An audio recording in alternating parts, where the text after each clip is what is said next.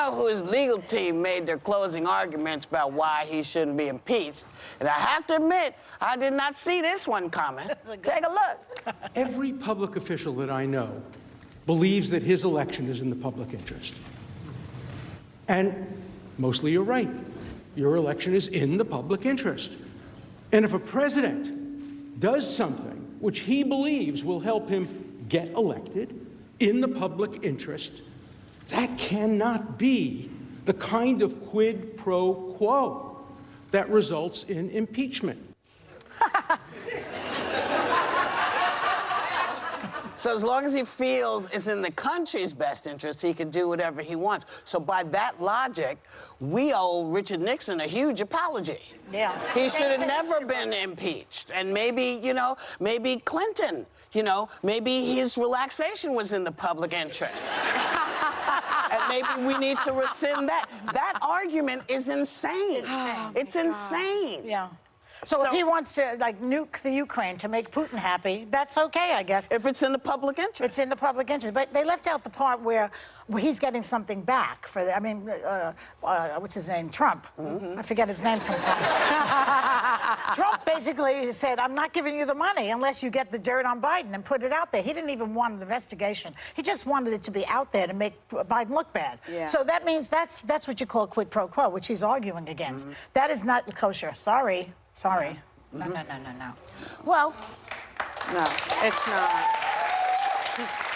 I know, Whoopi and I were discussing this in your dressing room, Whoopi. It's such a disingenuous argument that Alan is making, and I was so shocked because he's basically arguing this mixed motive.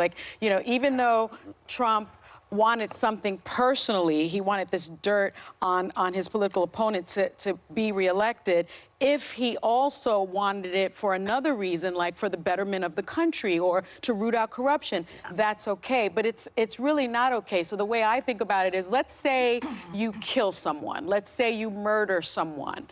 And that someone happens to also be a really bad person. So you're helping the world in a sense because you've taken this bad person out of the world. Yeah, there's no... But you still killed someone, so you're still guilty of a crime, right? And I mean, that's just logical, and that's the kind of hypothetical you get in law school. And so Alan sort of just used a first-year law school argument that any first-year law student would shoot down. It's kind of shocking. And he tried to make it to the American people. It's kind of shocking. Come on, what happened Alan? To him? What happened to Alan? I don't know what happened. I don't know. Is there more? You got something, babe?